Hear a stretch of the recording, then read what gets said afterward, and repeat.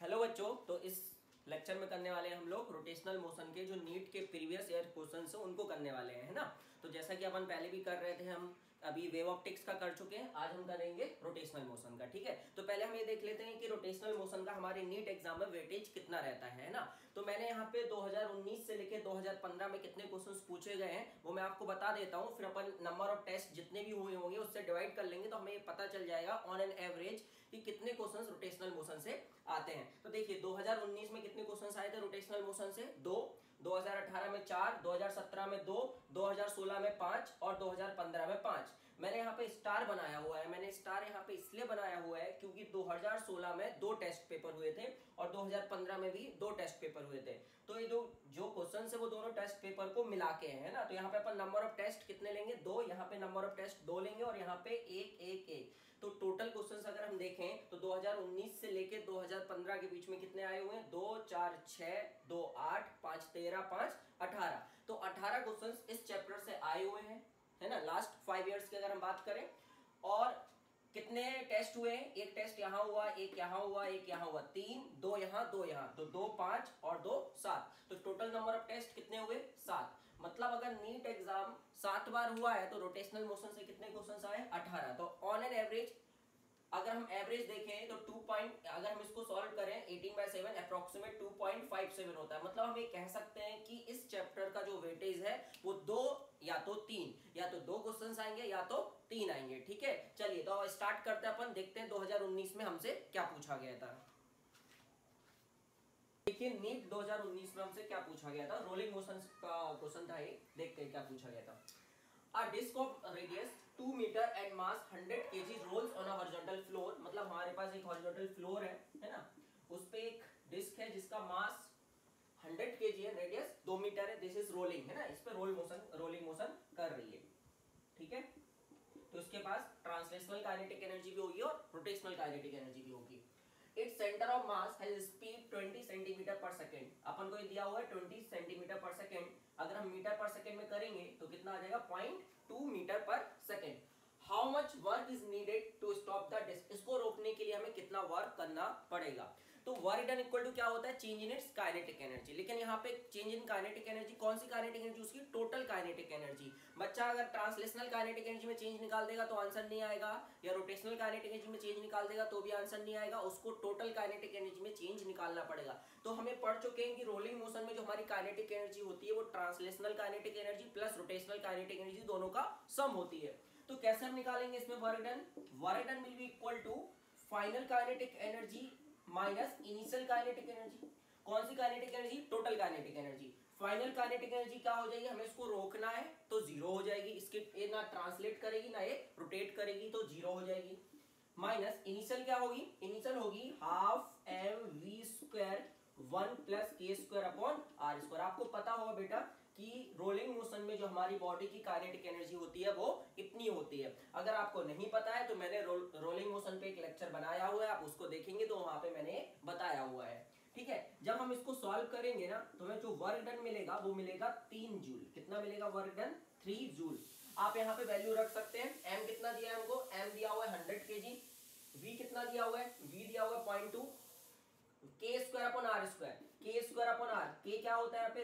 Radius of gyration होती है, और k² अपॉन r² जो डिस्क के लिए इसकी वैल्यू होती है वो 1/2 होती है। मैंने सब कुछ बताया हुआ है अपने रोलिंग मोशन के लेक्चर में। अगर हम रिंग की बात करें तो k²/r² 1 होता है। अगर हम सॉलिड स्फीयर की बात करें तो k²/r² 2/5 होता है। और अगर हम हॉलो स्फीयर की बात करें तो k² अपॉन r² की वैल्यू 2/3 होती है। ठीक है, चलिए तो इसका आंसर क्या आ जाएगा? 3 जूल। चलिए नेक्स्ट प्रॉब्लम देखते हैं।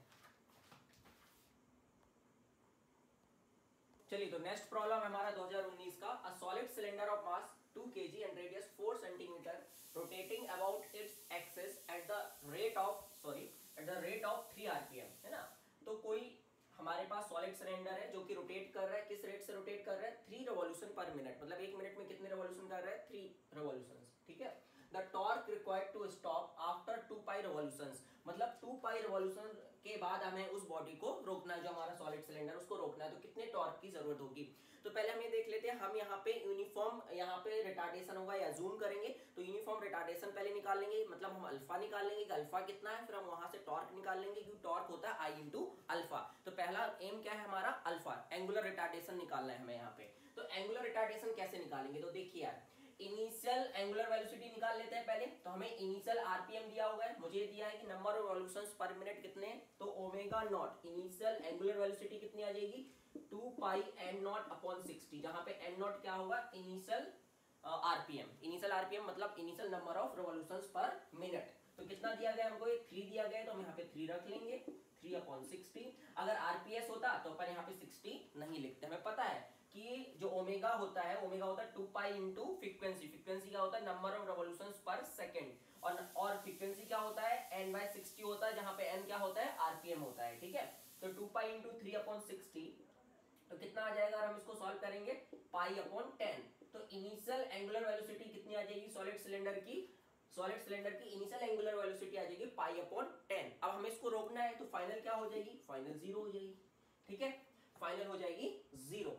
और कितने रेवोल्यूशन के बाद रोकना है, 2 पाई रेवोल्यूशंस के बाद। यहीं पे देखिए, इस प्रॉब्लम में यहीं पे थोड़ी सी ट्रिक है, यहीं पे थोड़ा सा कॉन्सेप्ट है जो यहाँ पे ही हम गलती कर सकते हैं। अब बच्चा क्या कर सकता है, यहाँ पे थीटा 2 पाई ले सकता है, एंगुलर डिस्प्लेसमेंट 2 पाई ले सकता है, लेकिन एंगुलर डिस्प्लेसमेंट 2 पाई नहीं आएगा, क्या लिखा होगा, 2 पाई रेवोल्यूशंस, मतलब 2 पाई रेवोल्यूशंस घूमने के बाद, 2 पाई मतलब 6.28 रेवोल्यूशंस घूमने में एंगुलर डिस्प्लेसमेंट कितना आ जाएगा। तो एंगुलर डिस्प्लेसमेंट हम क्या करेंगे, दिस इज 2 पाई रिवॉल्यूशन, एक रिवॉल्यूशन में एंगुलर डिस्प्लेसमेंट कितने का होता है, 2 पाई का।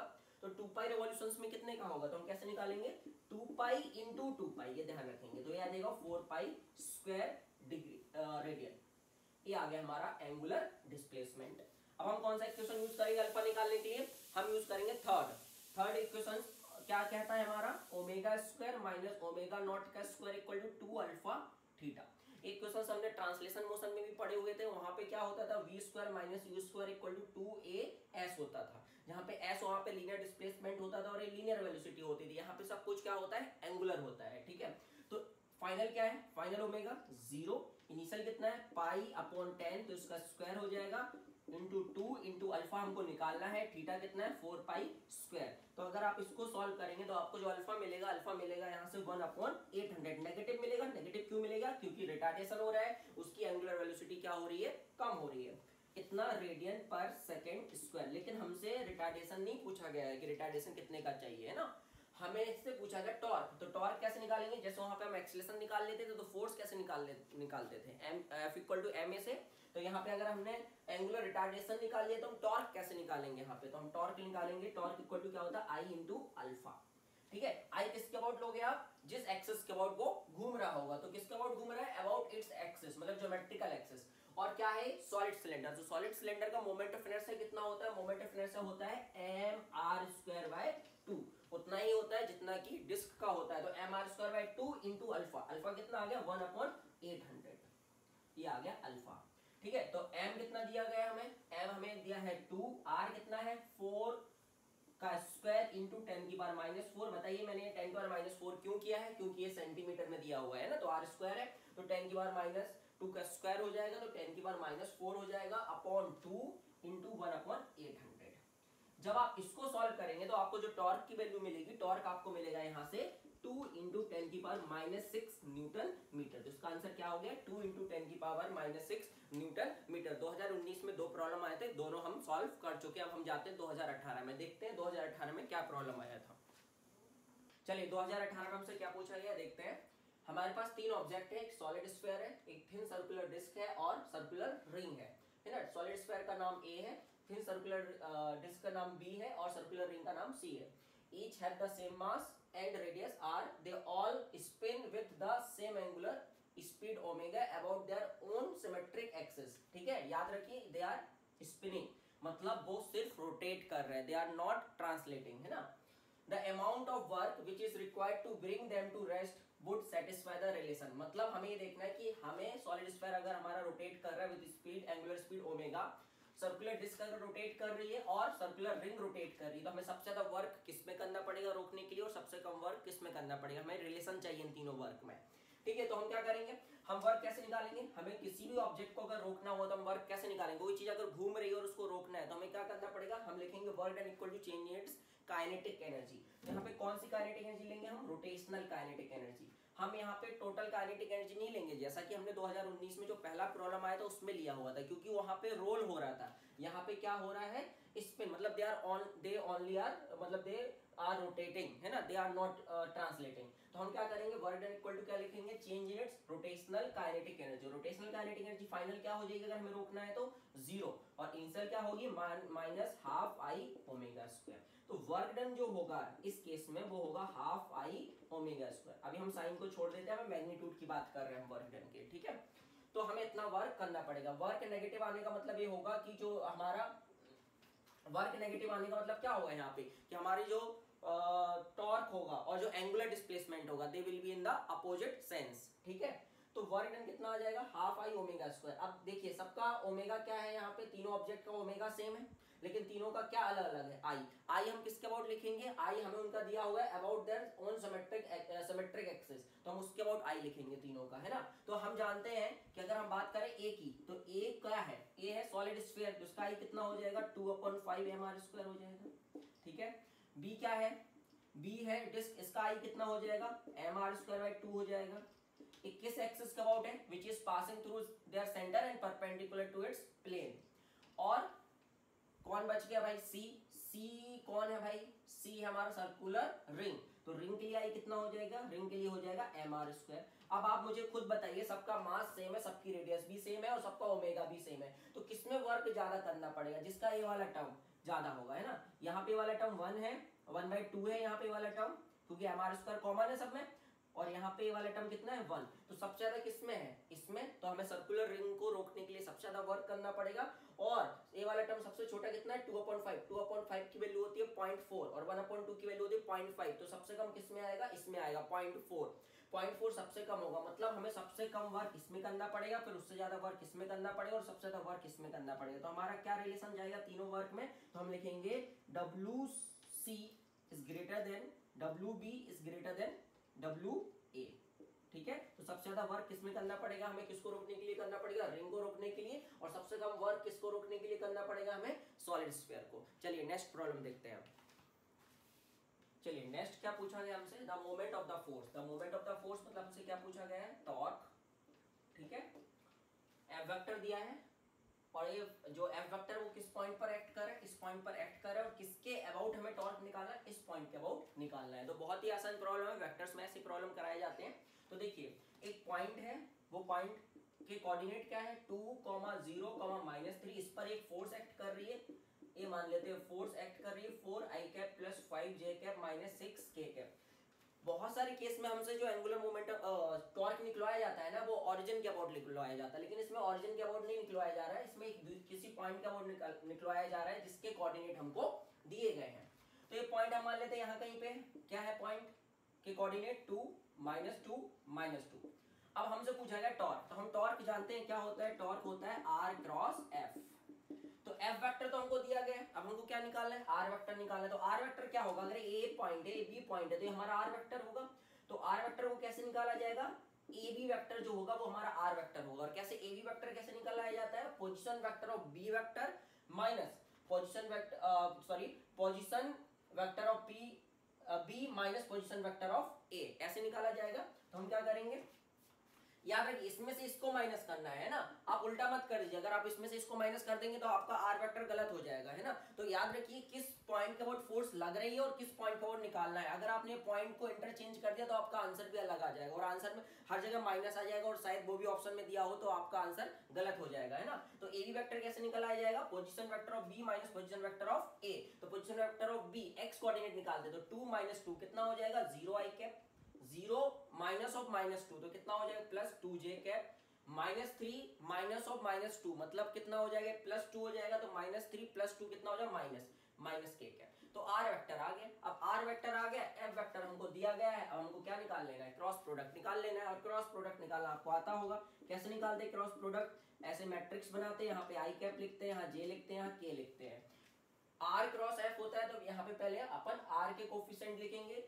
I का कोफिशिएंट क्या है 0, जे का कोफिशिएंट कितना है 2 और के का कोफिशिएंट कितना है -1, ऐसे लिखेंगे। और एफ के कोफिशिएंट देखते हैं, आई का कोफिशिएंट कितना है 4,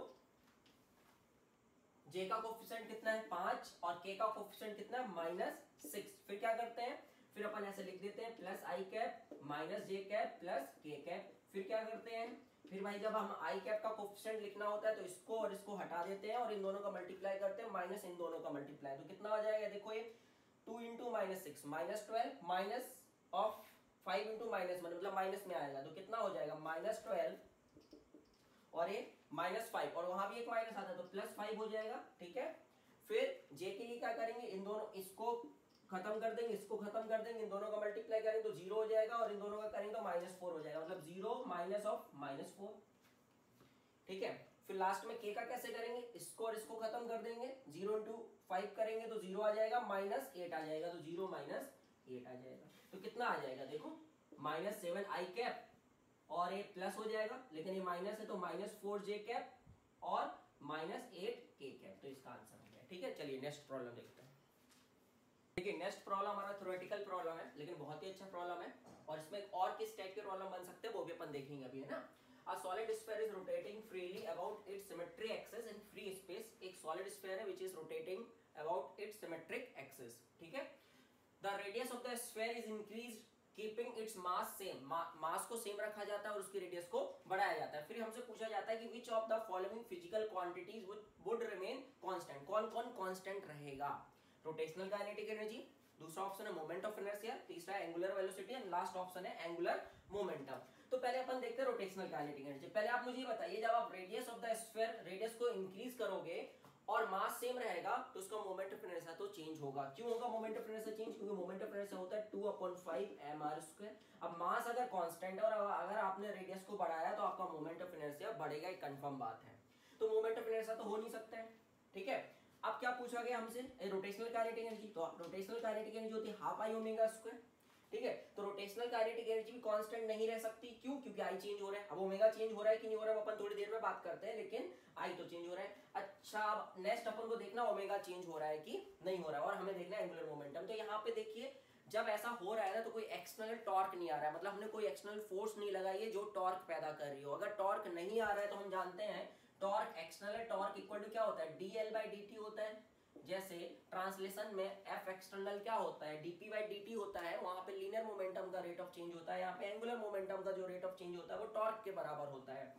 तो क्या होगा कि एक्सटर्नल टॉर्क तो कोई आया नहीं, अगर एक्सटर्नल टॉर्क नहीं आया तो एक्सटर्नल टॉर्क 0 है, दैट मींस एंगुलर मोमेंटम क्या रहेगा, इसका कंजर्व रहेगा। एंगुलर मोमेंटम कंजर्व रहेगा मतलब एंगुलर मोमेंटम कांस्टेंट रहेगा। अगर एंगुलर मोमेंटम कांस्टेंट रहेगा तो फिर हम क्या लिखेंगे, I1 ω1 = I2 ω2। तो मान के चलो पहले कुछ स्पीड ω1 से घूम रही होगी, तो बाद में किस स्पीड से घूमेगी, मतलब एंगुलर वेलोसिटी चेंज होगी कि नहीं होगी, बिल्कुल चेंज होगी, क्योंकि क्या चेंज हो रहा है I2। तो I2 क्या होगा, I2 क्या हो रहा है, बढ़ रहा है, तो ओमेगा हमारा क्या होगा, ओमेगा कम होगा। तो एंगुलर वेलोसिटी अगर हमसे पूछा जाता बताओ एंगुलर वेलोसिटी बढ़ेगी कि कम होगी, तो एंगुलर वेलोसिटी क्या होगी, कम होगी। तो कंजर्वेशन ऑफ एंगुलर मोमेंटम से प्रॉब्लम आने के चांस होते हैं। कंजर्वेशन ऑफ एंगुलर मोमेंटम कहता है I1 ω1 = I2 ω2।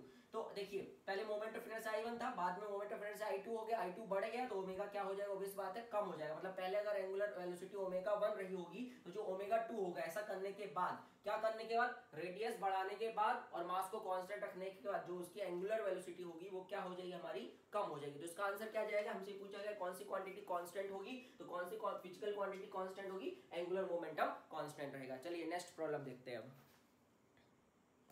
2018 में हमसे नेक्स्ट प्रॉब्लम क्या पूछा गया है, a solid sphere is in rolling motion. तो एक सॉलिड स्फीयर है which is in rolling motion, है ना। In rolling motion a body have translational kinetic energy kT as well as rotational kinetic energy. अच्छा ये लाइन नहीं भी लिखी होती तो हमें जानते हैं कि रोलिंग मोशन में बॉडी बस दोनों होता है, ट्रांसलेशनल काइनेटिक एनर्जी भी होता है और रोटेशनल भी होता है। इन्हें ट्रांसलेशनल काइनेटिक एनर्जी kT से रिप्रेजेंट किया हुआ, रोटेशनल काइनेटिक एनर्जी को kr से रिप्रेजेंट किया हुआ। हमसे किसका रेशियो पूछा गया, kT ratio kT plus kr।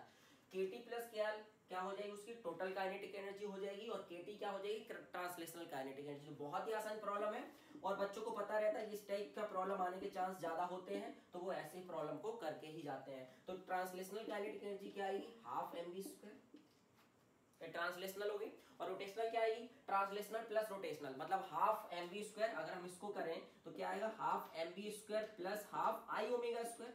और आई को हम लिख लेते हैं एम के स्क्वायर और ओमेगा को लिख लेते हैं, हमें पता है प्योर रोलिंग की बात कर रहे हैं तो ओमेगा क्या हो जाता है वी अपॉन आर हो जाता है। तो जब हम इसको सॉल्व करते हैं तो half m v square common आ जाता है, 1 plus k square upon r square आ जाता है। तो यहाँ पे हम क्या लिखेंगे टोटल काइनेटिक एनर्जी, या फिर हम rotational plus translational kinetic energy का सम क्या लिखेंगे half m v square 1 plus k square upon r square. यहाँ पे के क्या होता है रेडियस ऑफ गायरेशन होता है, ठीक है। तो 1 upon 2 m v square 1 upon 2 m v square cancel out हो जाएगा, तो आंसर क्या आएगा 1 अपॉन नीचे क्या आएगा 1 plus k square upon r square. कौन है सॉलिड स्फीयर है, सॉलिड स्फीयर के लिए k square upon r square की वैल्यू मैंने अभी बताई थी कितनी होती है 2 अपॉन 5 होती है। तो हम क्या लिखेंगे 2 अपॉन 5। जब हम इसको सॉल्व करेंगे एलसीएम लेंगे तो 5 ऊपर चला जाएगा 5 अपॉन 7। तो इसका आंसर क्या हो जाएगा 5 अपॉन 7। इसमें ऐसा प्रॉब्लम भी पूछा जा सकता था the ratio of rotational kinetic energy to the total kinetic energy. तो rotational kinetic energy half I omega square होता है और आई को हम एम के स्क्वायर और वी को ओमेगा अपॉन आर निकाल रिप्लेस कर लेते, जो भी आंसर आता है वैसे हम कर सकते हैं। तो हमसे ऐसे ही पूछ सकता था के आर अपॉन के टी प्लस के आर, ठीक है। तो ये सब हमको इनके रेशियो लेते आना चाहिए। मतलब मेन बात क्या है हमको के स्क्वायर अपॉन ये पता होना चाहिए कि टोटल काइनेटिक एनर्जी कितनी होती है, और फिर हमें पता होना चाहिए कौन से ऑब्जेक्ट के लिए k square upon r square की क्या क्या वैल्यू होती है ना। चलिए नेक्स्ट प्रॉब्लम देखते हैं। 2018 में 4 प्रॉब्लम आए थे, चारों हमने कर लिए हैं। अब हम देखने वाले 2017 के प्रॉब्लम। चलिए 2017 का पहला प्रॉब्लम देखते हैं क्या है। A rope is wound around a hollow cylinder of mass 3 kg and radius 40 cm। मतलब हमारे पास एक hollow cylinder है भाई, हमने ये बना लिया hollow cylinder, इस पे रोप को एक रस्सी को ऐसे लपेटा गया है, ठीक है। इसके एक एंड को हम कितनी फोर्स लगा के खींच रहे हैं हमें दिया गया है, कितनी फोर्स लगा रहे हैं बेटा हम 30 न्यूटन इस पे फोर्स लगा रहे हैं। तो हमसे पूछा जा रहा है what is the angular acceleration of the cylinder if the rope is pulled with a force of 30 Newton. देखो ये इस एक्सिस का वो रहेगा हॉलो सिलेंडर, जब हम इसको ऐसे खींचेंगे तो ऐसे ऐसे घूमना स्टार्ट करेगा, है ना। तो हमसे पूछा गया कि अल्फा कितना आएगा। अब देखो अगर हम इसको यहाँ से देखें तो हम यहाँ से जब देखेंगे तो हमें कैसा दिखेगा, अगर आप ध्यान से देखें तो आपको ऐसे दिखेगा और इसकी एक्सिस ऑफ रोटेशन हो जाएगी। हम यहाँ से देख रहे हैं ना तो इसका सर्कुलर क्रॉस सेक्शन दिखेगा, है ना, और इस पे ऐसे ये रोप दिखेगी। और ये रोप को हम कितने फोर्स से खींच रहे हैं 30 न्यूटन से, ठीक है। तो हमसे पूछा गया कि एंगुलर एक्सीलरेशन क्या होगा। तो एंगुलर एक्सीलरेशन मतलब जब हम इसको ऐसे खींचेंगे तो ये घूमना स्टार्ट करेगी, इसमें ये जो फोर्स है क्या क्रिएट करेगी, इसमें टॉर्क पैदा करेगी। टॉर्क क्या पैदा करेगा इसमें, टॉर्क इसमें एंगुलर एक्सीलरेशन लाएगा। जैसे फोर्स क्या लाता है लीनियर एक्सीलरेशन लाता है, तो टॉर्क क्या लाता है एंगुलर एक्सीलरेशन लाता है। तो ये इसमें जो टॉर्क आएगा, इस फोर्स का जो टॉर्क आएगा वो इसी डायरेक्शन में आएगा, तो एंगुलर एक्सीलरेशन भी इसी डायरेक्शन में आएगा। तो हम क्या लिखेंगे, हम लिखेंगे torque about o equal to I about o into alpha. Torque of all the forces about the axis of rotation is equal to the moment of inertia of the body about the same axis into alpha। तो यहाँ पे जो torque आएगा वो सिर्फ एक ही force का आएगा क्योंकि और तो फोर्स एक्ट हो नहीं रही है ना। तो एक ही फोर्स का टॉर्क आएगा। और टॉर्क कितना आता है फोर्स इंटू परपेंडिकुलर डिस्टेंस। तो फोर्स कितनी है 30 इंटू परपेंडिकुलर डिस्टेंस। यहाँ से यहाँ तक का परपेंडिकुलर डिस्टेंस हो जाएगा इसकी रेडियस के बराबर।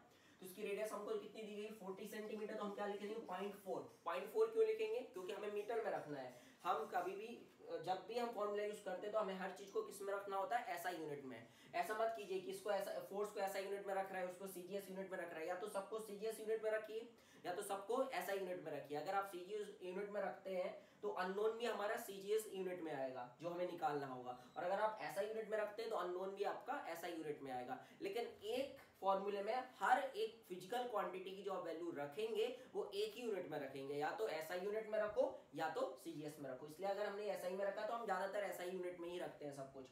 तो फोर्स कितना हो गया, फोर्स हो गया 30 और रेडियस हो गया 0.4। मोमेंट ऑफ इनर्शिया क्या आएगा, ये क्या है भाई, ये है हॉलो सिलेंडर। तो हॉलो सिलेंडर और रिंग इनका सेम होता है, कितना होगा भाई m इंटू आर स्क्वायर, ठीक है, इंटू अल्फा। यहाँ से अल्फा निकल जाएगा। बहुत ही आसान प्रॉब्लम है यार, कुछ है ही नहीं यार। ये कितना आ जाएगा बताओ, ये आ जाएगा 0.4 मतलब अच्छा एक आर कट जाएगा क्योंकि आर स्क्वायर और यहाँ आर आएगा। चलो बाद में वैल्यू पुट करेंगे, यहाँ पे अभी हम लिख लेते हैं एफ इंटू आर। तो ये कट जाएगा देखो। तो अल्फा कितना आया, अल्फा आया f upon m into r. और एफ कितना है भाई, अब वैल्यू अपन पुट कर लेते हैं 30 अपॉन एम कितना है, मास कितना है इसका 3 और आर कितना है, आर है 0.4। जब आप इसको सॉल्व करेंगे तो कितना आ जाएगा, ये आ जाएगा 25 रेडियन पर सेकेंड स्क्वायर। तो एंगुलर एक्सेलरेशन की वैल्यू आ जाएगी 25 रेडियन पर सेकेंड स्क्वायर। ये प्रॉब्लम पता है अच्छा कब होता, जब यहाँ पे डायरेक्ट फोर्स ना लगा के यहाँ पे एक मास लटका देते स्मॉल m का, और फिर बोलते कि अगर हम स्मॉल m को छोड़ दे तो बताओ एंगुलर एक्सेलरेशन कितना होगा। तो फिर हमें वहां पे क्या करना होता, हम यहाँ पे सीधा mg का टॉर्क नहीं लेते, इसका लीनियर एक्सेलरेशन आता, यहाँ टेंशन आती, यहाँ mg आता, तो यहाँ पे ट्रांसलेशनल इक्वेशन लिखते, क्या लिखते हैं mg minus t equal to ma लिखते, फिर यहाँ पे टेंशन आता, फिर टेंशन का टॉर्क लेते, तो दूसरा इक्वेशन यही लिखते, फिर सॉल्व करते और a बराबर अल्फा लेते, क्योंकि हमारे पे एक कंडीशन लेते हैं कि हमारी जो बॉडी है वो रोटेट कर रही है तो विथआउट रोल, मतलब विथआउट स्लिपिंग वो रोल कर रही है ना, तो अपन वो कंडीशन होती है, अगर विथआउट स्लिपिंग अगर हमारी ये पुली रोल कर रही होगी ना, तो हम बोलेंगे कि a बराबर क्या होगा, अल्फा आर होगा। लेकिन प्रॉब्लम बहुत ही आसान था, इसमें ऐसा मास नहीं लटका हुआ था, इसमें डायरेक्ट आप फोर्स से पुल कर रहे थे। ठीक है, चलिए नेक्स्ट प्रॉब्लम देखते हैं। नेक्स्ट प्रॉब्लम क्या कहता है कि हमारे पास दो डिस्क हैं, they are having the same moment of inertia and rotating about their regular axis, passing through center and perpendicular to the plane of the disk with angular velocities omega 1 omega 2। तो दो disc है जिसके moment of inertia same है, एक omega 1 से घूम रही है, एक ओमेगा 2 से घूम रही है। एक्सिस ऑफ रोटेशन क्या है, passing through its centre and perpendicular to its plane, मतलब ऐसे देखो, और इनकी एक्सिस ऑफ रोटेशन कोइंसाइड कर रही है, बाद में पता चलता है हमको। देखो यहाँ पे लिखा हुआ है coinciding the axis of rotation. ठीक है, तो ये कितने से घूम रही है भाई, ओमेगा 1 से घूम रही है, कितने से घूम रही है, ओमेगा 2 से घूम रही है। ये रिंग ऐसे ऐसे ओमेगा 1 से घूम रही है, ओमेगा 2 से घूम रही है। ठीक है, और इनके मोमेंट ऑफ इनर्शिया क्या है, अभी सेम है। फिर क्या बोलता है, they are brought into contact face to face coinciding the axis of rotation, the expression for loss of energy during this process. ये सेम टू सेम वैसे ही है जैसा कि हमने कैपेसिटर में पढ़ा था। हमने कैपेसिटर में पढ़ा था ना, दो कैपेसिटर होते हैं, वो चार्ज होते हैं, एक का वोल्टेज V1 होता है, एक का V2 होता है, फिर उन दोनों को जोड़ देते हैं, फिर उन दोनों को कनेक्ट करने के बाद एक कनेक्टिंग वायर से कनेक्ट कर देते हैं, तो loss of kinetic energy, loss of energy कितना होता है, लॉस ऑफ पोटेंशियल एनर्जी हमने वहां पे निकाला था, और हमने ये भी देखा था हमेशा लॉस होता है। सेम प्रॉब्लम वही ये भी है, बस वहां पे अपन कैपेसिटर C1 C2 लेते थे, यहाँ पे अपन कैपेसिटर की जगह यूज करेंगे इनके मोमेंट ऑफ इनर्शिया, और यहाँ पे वोल्टेज V1 V2 की जगह हम यूज करेंगे ओमेगा 1 और ओमेगा 2। लेकिन करेंगे कैसे, पहले वो देख लेते हैं। वो तो मैंने आपको रिजल्ट बता दिया कि आप ऐसे याद रख सकते हो। बताओ वहां पे कैपेसिटर के केस में आपने लॉस ऑफ काइनेटिक एनर्जी कितना पढ़ा था, सॉरी काइनेटिक एनर्जी नहीं, लॉस ऑफ एनर्जी कितना पढ़ा था आपने, पढ़ा था 1/2 C1 C2 upon C1 plus C2 V1 minus V2 का होल स्क्वायर, ये पढ़ा था ना। सेम यहाँ पे भी आंसर आने वाला है, बस याद रखिए C1 की जगह यहाँ I1 आएगा, C2 की जगह I2 आएगा, और V1 की जगह ओमेगा 1 आएगा, ये वोल्टेज होते थे, यहाँ पे एंगुलर वेलोसिटी हो जाएगी। अब ये आएगा कैसे वो अपन देखते हैं। वहां पे जब हम दो कैपेसिटर को जोड़ते थे तो चार्ज एक दूसरे से ट्रांसफर होने लग जाती थी, और कब तक होती थी, जब तक कि दोनों का पोटेंशियल सेम नहीं हो जाता था। यहाँ पे क्या होगा, जब अपन उनको कांटेक्ट में लाएंगे ना, तो वो जब तक आपस में एनर्जी को एक्सचेंज करते रहेंगे, जब तक कि दोनों का क्या सेम नहीं हो जाएगा, ओमेगा, वहां पे पोटेंशियल नहीं हो जाता था सेम, यहाँ पे एंगुलर वेलोसिटी सेम हो जाएगी। ठीक है, तो हमने जब उनको ऐसे कांटेक्ट में ला दिया तो उनका क्या सेम हो जाएगा, ओमेगा। ठीक है, तो अब हम क्या करेंगे, हमको लॉस इन काइनेटिक एनर्जी निकालना है यहाँ पे। तो लॉस इन काइनेटिक एनर्जी कैसे निकालेंगे, पहले हम लिखेंगे इनिशियल काइनेटिक एनर्जी। तो इनिशियल काइनेटिक एनर्जी उसकी इसकी कितनी आएगी, हाफ आई ओमेगा 1 का स्क्वायर, और इसकी कितनी आएगी, क्योंकि दे आर रोटेटिंग तो रोटेशनल काइनेटिक एनर्जी लिखनी पड़ेगी हमको। तो हम इसकी क्या लिखेंगे, हाफ आई ओमेगा 1 का स्क्वायर, और उसकी दूसरे वाले के क्या लिखेंगे, हाफ आई ओमेगा 2 का स्क्वायर।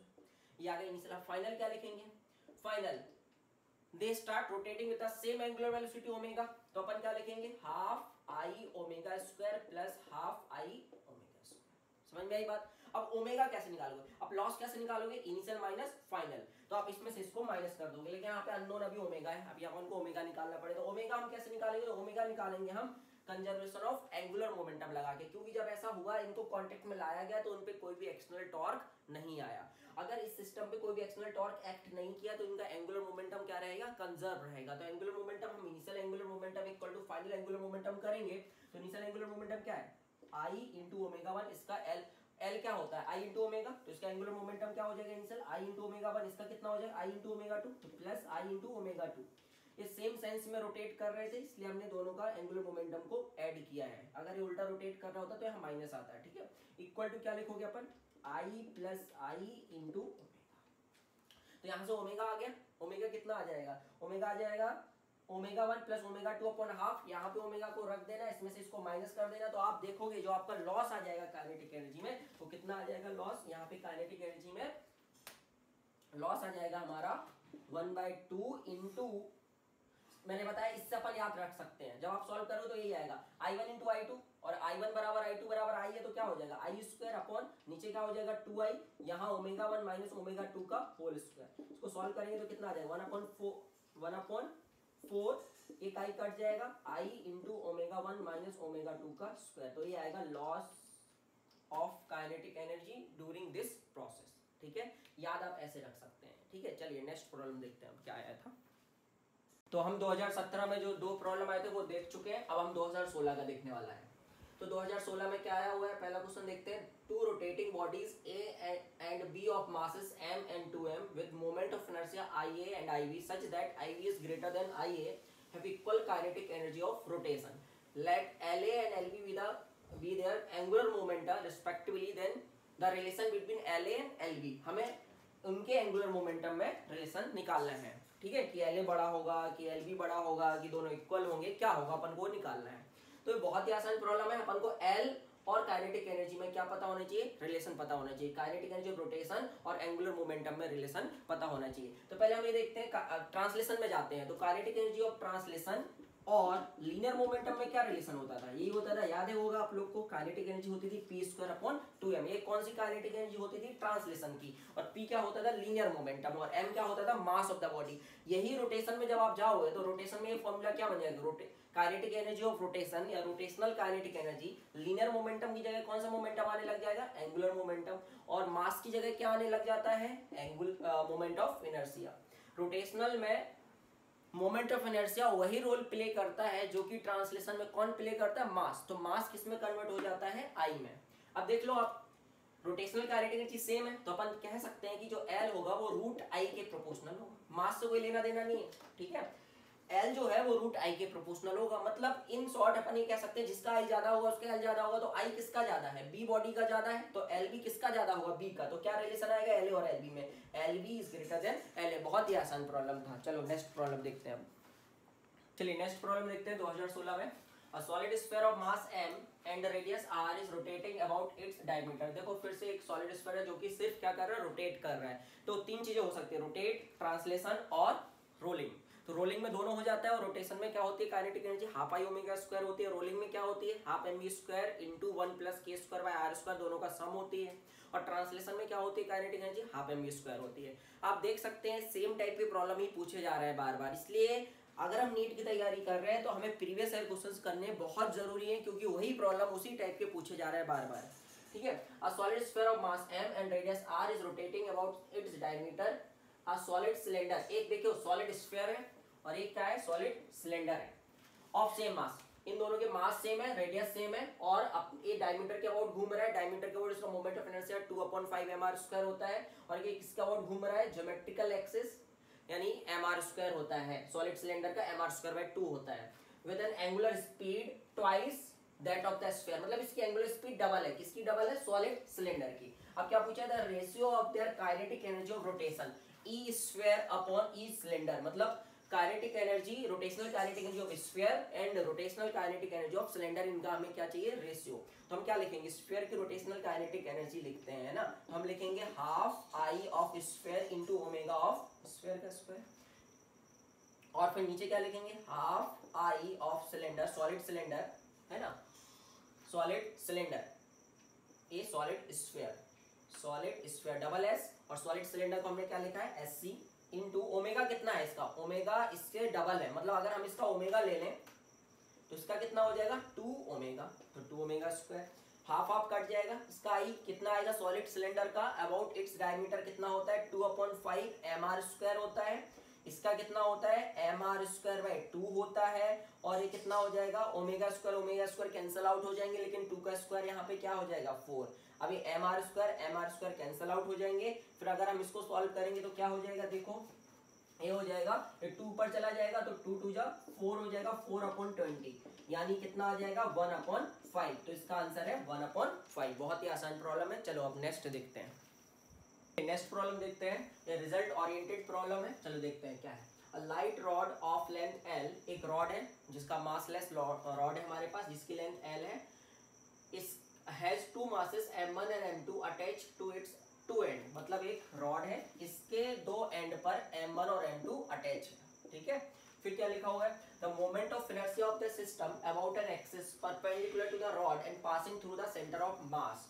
मतलब हमें एक ऐसी एक्सिस के अबाउट इस सिस्टम का मोमेंट ऑफ इनर्शिया निकालना है जो इसके सेंटर ऑफ मास से पास कर रही हो और परपेंडिकुलर टू द रॉड। मतलब ये देखो, ये परपेंडिकुलर टू द रॉड होगी, ठीक है, और this is the centre of मास। मान चलो ये सेंटर ऑफ मास की पोजीशन है। तो इस ये प्रॉब्लम बहुत अच्छा है क्योंकि देखो इसमें दोनों कॉन्सेप्ट यूज हो रहा है। आपके सेंटर ऑफ मास भी आपको निकालना पड़ेगा और सेंटर ऑफ मास निकालने के बाद आपको मोमेंट ऑफ इनर्शिया भी निकालना पड़ेगा। तो अच्छा प्रॉब्लम है। तो इसके आउट अगर मुझे मोमेंट ऑफ इनर्शिया निकालना है तो हम क्या लिखेंगे, इसके आउट मोमेंट ऑफ इनर्शिया क्या आएगा, रॉड का तो जीरो आएगा, रॉड का तो मास है नहीं है, m1 और m2 हमारे पॉइंट पार्टिकल्स हो गए या पॉइंट ऑब्जेक्ट्स हो गए। तो क्या लिखोगे आप moment of inertia ICUM, centre of mass के अबाउट ऐसी axis which is passing through the centre of mass and perpendicular to the rod. उसके अबाउट आप मोमेंट ऑफ इनर्शिया क्या लिखेंगे इस सिस्टम का, आप लिखेंगे ICUM equal to m1 into a x1 मान लो और ये मान लो x2 मान के चलो। तो क्या लिखेंगे, m1 इंटू x1 का square plus m2 into x2 का स्क्वायर। अब तो ये मास यार m1 बराबर m2 तो है नहीं, अगर m1 बराबर m2 होता तो हमारा सेंटर ऑफ मास कहाँ होता, बीच में होता। तो आपको ये पता होना चाहिए आप सेंटर ऑफ मास की पोजीशन कैसे निकालते हैं। तो कैसे निकालेंगे अपन x1 दो पार्टिकल के लिए निकालना सेंटर ऑफ मास बहुत आसान होता है। x1 कैसे लिखेंगे, जहां से अपन को सेंटर मास की पोजीशन निकालनी है उसका अपोजिट मास लेते हैं। तो अगर हम m1 से निकाल रहे हैं तो हमें ऊपर क्या लेना होगा, m2 into A total distance in दोनों के बीच का जो कि l है, लेंथ ऑफ द रॉड के बराबर है। तो m2 into l upon m1 plus m2। तो x2 कितना आ जाएगा, इसी वे में बोलो फॉर्मूले को कैसे लिखेंगे अपन, m1 into l upon m1 plus m2। x1 और x2 को यहाँ रखो, आपको सेंटर ऑफ मास के अबाउट मोमेंट ऑफ इनर्शिया पता चल जाएगा सिस्टम का। लेकिन आप जब निकालोगे तो उसको अपन को याद कराया जाता है, बाद में बताया जाता है बेटा कि हम मोमेंट ऑफ इनर्शिया ऐसे सिस्टम के ऐसे लिख सकते हैं। कैसे, mu into L square. L क्या है, इन दोनों के बीच में डिस्टेंस का स्क्वायर, और म्यू क्या है, यहाँ पे रिड्यूस्ड मास बोला जाता है म्यू को। तो रिड्यूस्ड मास कितना आता है, m1 into m2 upon m1 plus m2 into L square. अब बोलोगे सर ये कैसे आया, तो ये ऐसे आया, आप x1 यहाँ रखो, x2 रखो, कॉमन ऑमन लो, मैथमेटिक्स को सॉल्व करो, आपको फाइनल आंसर ये मिल जाएगा। ठीक है, तो इसका आंसर है m1 into m2 upon m1 plus m2 into L square. चलो नेक्स्ट प्रॉब्लम देखते हैं। चलिए नेक्स्ट प्रॉब्लम फिर से हमें मोमेंट ऑफ इनर्शिया निकालना है और ये बहुत ही अच्छा प्रॉब्लम है। चलो देखते हैं क्या है। From a disc of radius r and mass m, a circular hole of diameter r, whose rim passes through the center is cut. What is the moment of inertia of the remaining part of the disc about a perpendicular axis passing through the center? ठीक है, तो हमारे पास क्या कह रहा है problem, एक disc है जिसका मास m है और रेडियस r है।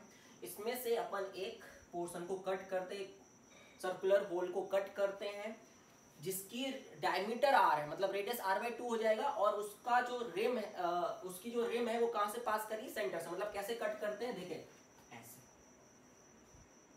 ये सेंटर हो गया। इसका हमें मोमेंट ऑफ इनर्शिया चाहिए सिस्टम का इस एक्सिस के अबाउट। ये क्या है, अपना रिमेनिंग पोर्शन है, डिस्क है ना, ठीक है, इतना पोर्शन में काट लिया। इसकी रेडियस क्या होगी, इसकी रेडियस होगी r/2, और डायमीटर कितना होगा इसका r, और इसकी रेडियस क्या है डिस्क की r, और मास क्या था m। तो हम मोमेंट ऑफ इनर्शिया कैसे निकालेंगे, इस एक्सिस के अबाउट एक ट्रंकेटेड बॉडीज का मोमेंट ऑफ इनर्शिया निकालना हमको आना चाहिए। तो कैसे निकाल लेते हैं, प्रिंसिपल ऑफ सुपरपोजिशन से। पहले हम क्या करते हैं, पूरे डिस्क का निकाल लेते हैं इस एक्सिस के अबाउट, फिर हम क्या करते हैं इस छुटके वाले पोर्शन का जिसको कट किया गया उसका निकाल लेते हैं, और पूरे में से जिसको कट किया गया है, जो कट किया जाता है पोर्शन, उसका भी मोमेंट ऑफ इनर्शिया इसी एक्सिस के अबाउट निकालना है, और फिर उसको अपन माइनस कर देते हैं। मतलब कैसे, देखिए पूरे का क्या हो जाता, मतलब मान चलो अगर ये अपन ने होल यहाँ पे कट नहीं किया होता तो पूरे डिस्क का मोमेंट ऑफ इनर्शिया क्या होता है इस एक्सिस के about which is passing through its centre and perpendicular to its plane, क्या होता, mr²। मास कितना है, m है, रेडियस r है, तो mr²/2 होता। अब इस छुटकू का कितना होगा इसके अबाउट, तो छुटकू का निकालने के लिए I1 मान लेते हैं, I2, तो छुटकू का हमें इसके अबाउट निकालना, तो हम छुटकू का डायरेक्ट इसके अबाउट नहीं निकाल सकते, लेकिन छुटकू का पहले हम किसके अबाउट निकाल सकते हैं, इसके सेंटर के अबाउट निकाल सकते हैं, इस छुटके के सेंटर के अबाउट निकाल सकते हैं। फिर यहाँ से हम ट्रांसफर कर लेंगे, कैसे ट्रांसफर करेंगे, with the help of parallel axis theorem, क्योंकि देखो ये एक्सिस और ये एक्सिस आपस में पैरेलल है, और इसमें से एक एक्सिस कहां से पास कर रही है, उसके सेंटर ऑफ मास से पास कर रही है, तो हम यहाँ पे पैरेलल एक्सिस थ्योरम लगा सकते हैं। तो सबसे पहले अगर मुझे इसका मोमेंट ऑफ इनर्शिया इसके अबाउट निकालना है, लिखना है, तो हमें क्या पता होना चाहिए, ये डिस्क है और इसके अबाउट लिखेंगे तो वही mr²/2 हो जाएगा, लेकिन यहाँ पे mr²/2 मतलब m क्या, इसका मास, r क्या, इसकी रेडियस डिवाइडेड बाय 2, तो उसका मास कितना होगा। तो अगर r रेडियस की डिस्क का मास m है तो r/2 रेडियस की डिस्क का मास क्या होगा, मास पर यूनिट एरिया यहाँ पे कांस्टेंट रहेगा। तो अपन क्या लिखेंगे कि आर स्क्वायर का मास, पाई आर स्क्वायर एरिया का मास कितना है m, तो इस कितना एरिया का मास कितना होगा, तो हम क्या लिखेंगे पाई r बाय 2 का स्क्वायर, इतने एरिया का मास कितना होगा, हमने माना m डैश होगा, तो m डैश होगा कितना, आप खुद बताओ, m बाय 4 होगा। कैसे होगा आपको पता है, आप पहले मास पर यूनिट एरिया निकाल लेना, मास पर यूनिट एरिया निकाल लेना, उसमें इस एरिया का मल्टीप्लाई कर देना, तो इतने एरिया का मास पता चल जाएगा, तो मास आएगा m बाय 4। तो हम क्या लिखेंगे m by 4 into radius, radius कितनी है r बाय 2 का स्क्वायर, तो m r square in by 2 मतलब 1 बाय 2। लेकिन अभी ऐसा मत करना कि i1 में से इसको माइनस कर दिया, देखिए हम पूरे का किसके अबाउट निकालना चाहते हैं, इसके अबाउट, तो हमें इस छुटके वाले पोर्शन का भी इसके अबाउट लेना होगा, लेकिन ये तो अभी इसके सेंटर के अबाउट है, तो यहाँ से यहाँ मुझे शिफ्ट करना पड़ेगा, मतलब हमें कौन सी थ्योरम लगानी पड़ेगी, पैरेलल एक्सिस थ्योरम। और पैरेलल एक्सिस थ्योरम क्या कहती है, mass of the body into, पहले अपन पैरेलल एक्सिस थ्योरम में कहते हैं अगर आपको इस एक्सिस अबाउट निकालना है तो पहले इसका इसके अबाउट, इसके सेंटर ऑफ मास के अबाउट लिखो, जो कि हम लिख चुके हैं, प्लस क्या करो, mass multiplied by the square of the perpendicular distance between the two axis, तो परपेंडिकुलर डिस्टेंस इन एक्सिस के बीच में कितना होगा, r बाय 2 होगा, ठीक है, इसके रेडियस के बराबर होगा, तो m by 4 into r by 2 का स्क्वायर, ठीक है। जब आप इसको सॉल्व करोगे तो आपको i2 मिलेगा 3 बाय 32 mr स्क्वायर, आप सॉल्व कर लीजिए, है ना। अब क्या हो जाएगा, तो moment of inertia remaining portion का क्या आ जाएगा, i1 माइनस i2, तो हम क्या करेंगे mr square by 2 minus 3 by 32 mr square. इसको जब हम सॉल्व करेंगे तो कितना आ जाएगा, देखो 32 एलसीएम आ जाएगा, 16 mr square minus 3 mr square, कितना आ जाएगा आंसर, 13 mr स्क्वायर अपॉन 32, ये इसका आंसर। सेम प्रॉब्लम आपका अभी क्या है, डिस्क है, सेम प्रॉब्लम आपका सॉलिड स्फीयर भी हो सकता था, सॉलिड स्फीयर हो सकता था, उसमें से ऐसे पोर्शन को कट कर सकते थे और मोमेंट ऑफ इनर्शिया हमसे पूछा जा सकता था। अगर सोचो सॉलिड स्फीयर होता, r रेडियस का मास अगर m होता, तो फिर बताओ r बाय 2 रेडियस का जो स्फीयर होता उसका मास क्या होता, तो वहां पे हम मास पर यूनिट वॉल्यूम लेंगे, और वॉल्यूम में क्यूब आता है, तो उसका जो मास होता है वो m बाय 8 होता है ना, तो इतना याद रखिए। अगर ये सॉलिड स्फीयर होता तो r बाय 2 रेडियस, अगर r रेडियस का मास m है तो r बाय 2 रेडियस का जो मास होता वो कितना होता है, m बाय 8 होता, अगर यूनिफॉर्म बॉडी होती तो। क्यों, क्योंकि मास पर यूनिट वॉल्यूम क्या रहता, कांस्टेंट, यहाँ पे मास पर यूनिट एरिया कांस्टेंट है। चलो नेक्स्ट प्रॉब्लम देखते हैं, चलिए नेक्स्ट प्रॉब्लम देखते हैं। A disc and a sphere of same radius but different masses roll, याद रखिए रोल कर रहे हैं, ठीक है, roll off on the two inclined plane of same altitude and same length, which one of the two object gets to the bottom of the plane first, मतलब कौन पहले नीचे आ जाएगा। तो दो प्लेन लेते हैं जिनके एल्टीट्यूड सेम है, इंक्लाइंड प्लेन लेते हैं, एल्टीट्यूड सेम है और लेंथ सेम है, तो ये दो प्लेन हो गए, एल्टीट्यूड सेम है, इनकी लेंथ सेम है, तो एंगल भी क्या होंगे भाई साहब, सेम होंगे। एक प्लेन पे किसको छोड़ा जा रहा है, डिस्क को, दूसरे प्लेन पे स्फीयर को, स्फीयर है ये डिस्क है, ठीक है। अब पूछ रहा है कौन नीचे आ जाएगा, पहले तो ये रोल करते हुए नीचे आ रहा है, तो रोलिंग एक्सेलरेशन कितना होता है, जिस मान लो इसका एक्सेलरेशन ज्यादा होगा, तो इसका एक्सेलरेशन ज्यादा हुआ तो ये जल्दी नीचे आ जाएगा, है ना, और अगर इसका एक्सेलरेशन ज्यादा हुआ तो ये जल्दी नीचे आ जाएगा। तो अपन को यहाँ पे एक्सेलरेशन निकालना है, तो हमें पता होना चाहिए रोलिंग एक्सेलरेशन क्या होता है। तो rolling acceleration on an inclined plane जो होता है वो होता है g sin theta upon 1 plus k square upon r square. अगर ये दोनों स्लाइड कर रहे होते, रोल नहीं कर रहे होते, स्लाइड कर रहे होते, तो they will reach the bottom at the same time, वो सेम टाइम पर पहुंचते। बताओ क्यों, क्योंकि जो स्लाइडिंग एक्सेलरेशन होता है वो g sin थीटा होता है। स्लाइडिंग एक्सेलरेशन क्या होता है, g sin थीटा, मतलब देखो थीटा दोनों के लिए सेम है, दोनों के लिए g भी सेम है, तो एक्सेलरेशन भी सेम होगा और एक्सेलरेशन भी सेम होगा, और दोनों को सेम हाइट नीचे आना है, h हाइट, तो टाइम भी क्या लगेगा, सेम लगेगा। लेकिन यहाँ पे ऐसा नहीं होगा, क्योंकि यहाँ पे रोलिंग में जो एक्सेलरेशन होता है ना वो k square upon r square पे डिपेंड करता है। तो k square upon r square जिसके लिए ज्यादा होगा उसका रोलिंग एक्सेलरेशन कम होगा, और जिसका रोलिंग एक्सेलरेशन कम होगा उसको टाइम ज्यादा लगेगा। तो k square upon r square disc के लिए कितना होता है, मैंने आपको कई बार बताया 0.5 होता है। k square upon r square solid कौन है भाई, सॉलिड स्फीयर, सॉलिड स्फीयर के लिए कितना होता है, 0.4 होता है। बताओ किसके लिए ज्यादा है, तो किसके लिए ज्यादा है, तो ये ज्यादा है हमारा रिंग के लिए, तो रिंग का एक्सेलरेशन कम हो जाएगा, है ना, सॉरी रिंग नहीं डिस्क, हाँ ठीक है डिस्क या रिंग, रिंग के लिए तो 1 हो जाता है ना, तो डिस्क के लिए हमारा जो k square by r square उसकी वैल्यू ज्यादा है, तो रोलिंग एक्सेलरेशन की वैल्यू उसके लिए कम होगी। अगर रोलिंग एक्सेलरेशन कम होगा तो वो उसको टाइम क्या लगेगा, ज्यादा लगेगा नीचे आने में। तो हमसे पूछा क्या गया कौन पहले आ जाएगा, तो पहले कौन आ जाएगा बेटा, सॉलिड स्फीयर, तो सॉलिड स्फीयर पहले आ जाएगा, और अगर ये स्लाइड कर रहे होते तो दोनों सेम टाइम पे नीचे आएंगे। चलो स्टार्ट करते हैं अब 2015 के क्वेश्चंस, क्योंकि 2016 में 5 क्वेश्चंस आए थे, हम पांचों कर चुके। अब आते हैं हम 2015 पे। तो 2015 में हमसे क्या पूछा गया कि हमारे पास 3 स्फेरिकल सेल्स हैं, उनको इस प्रकार से अरेंज किया गया है, और हमसे पूछा गया कि बताइए मोमेंट ऑफ इनर्शिया क्या होगा इस सिस्टम का about the axis x x dash, मतलब हमें इस एक्सिस के अबाउट इसका मोमेंट ऑफ इनर्शिया निकालना है। हम कैसे निकालेंगे? देखो यार स्फीयर है, अपन इसकी फ्रंट व्यू देख रहे हैं, ये 2 डायमेंशनल दिख रहा है, लेकिन एक्चुअली में स्फीयर मतलब 3 डायमेंशनल है। और कैसा स्फीयर है? Hollow sphere. हॉलो क्यों है? क्योंकि सेल्स कैसी होती है? हॉलो होती है, तो ये हॉलो स्फीयर है। तो हॉलो स्फीयर का मोमेंट ऑफ इनर्शिया इसके अबाउट, इस स्फीयर का क्या होगा मोमेंट ऑफ इनर्शिया? इसका डायमीटर हो जाएगा, तो डायमीटर के अबाउट कितना होता है? इसका हो जाएगा 2/3 mr²। बात समझ में आ गई? इसका क्या होगा? तो इसका पहले हमें इसके अबाउट पता है, इसके डायमीटर के अबाउट कितना होगा? 2/3 mr²। यहाँ से हमें लेकिन चाहिए इसके अबाउट है, तो हम क्या करेंगे? यहाँ से यहाँ कौन सी थ्योरम लगा देंगे? पैरेलल एक्सिस थ्योरम लगा देंगे, क्योंकि दोनों पैरेलल है और ये इसके सेंटर से पास कर रही है। तो इसके अबाउट क्या हो जाएगा? 2/3 पैरेलल एक्सिस थ्योरम अगर हम लगाएं तो 2/3 mr² plus m into perpendicular distance का स्क्वायर, जो कि r के बराबर होगा परपेंडिकुलर डिस्टेंस, तो r का स्क्वायर। तो कितना आ जाएगा? 5/3 mr² आ जाएगा। ठीक है, तो इस स्फीयर का कितना आ जाएगा? 5/3 mr²। ऐसी इसका भी कितना आ जाएगा? 5/3 mr²। यानी हमें 5/3 mr² कितनी बार लेना पड़ेगा? 2 बार। तो 5/3 mr² 2 बार लोगे तो कितना हो जाएगा? 10/3 mr²। तो ये हो जाएगा इसका मोमेंट ऑफ इनर्शिया इस सिस्टम का about the axis x dash. ठीक है, बहुत आसान है। इसको जब आप सॉल्व करोगे तो ये आ जाएगा 4mr²। तो आंसर है इसका 4mr²।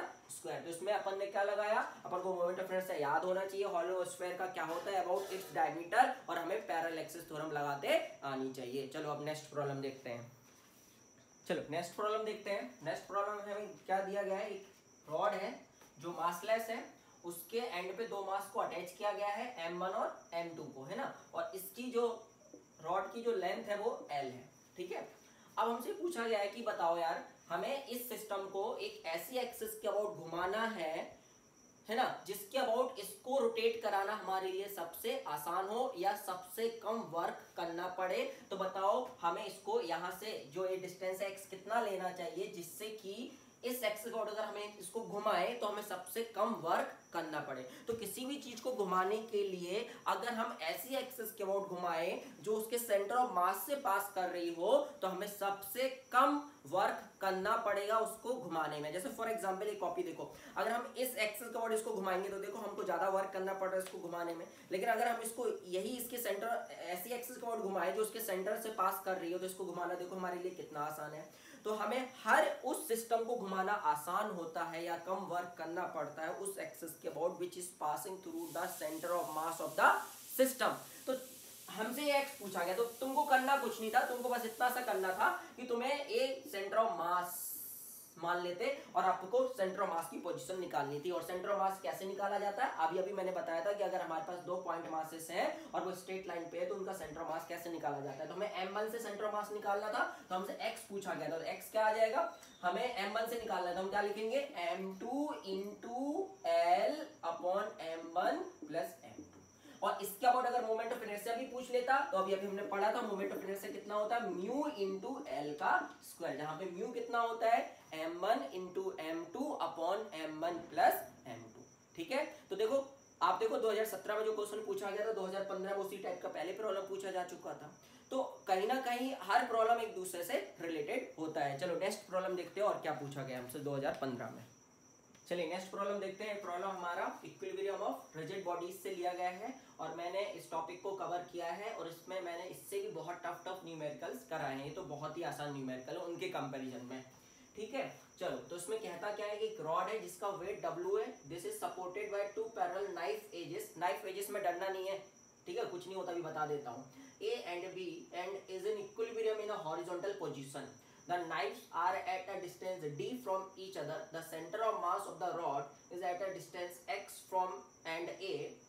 The normal reaction on A is, मतलब पहले अपन फिगर आउट करते हैं प्रॉब्लम को। तो इसमें एक रॉड है जिसका वेट W है, यहाँ पे 2 नाइफ एजेस हैं, इनको बोलते हैं नाइफ एजेस। क्यों? क्योंकि इनका जो एंड पॉइंट होता है वो नाइफ के जैसे होता है, इसलिए इनको नाइफ एजेस बोलते हैं ना। तो this rod is supported by 2 knife edges A and B। तो इसका नाम दे देते हैं A, इसका नाम दे देते हैं B। और ये जो नाइफ एजेस के बीच का डिस्टेंस है वो D है। अब देखो यार हमें ये नहीं दिया है कि रॉड की जो लेंथ है वो क्या है, क्या D बराबर L है, कि जो D है वो L से कम है, तो ये सब कुछ नहीं दिया, इसलिए हमने माना कि L हमारा ज्यादा होगा और हमारा ऐसा होगा। आप अगर इसको एंड में भी ले लोगे तो कोई फर्क नहीं पड़ेगा आंसर में, ठीक है, उससे आप निश्फिक्र रहिए।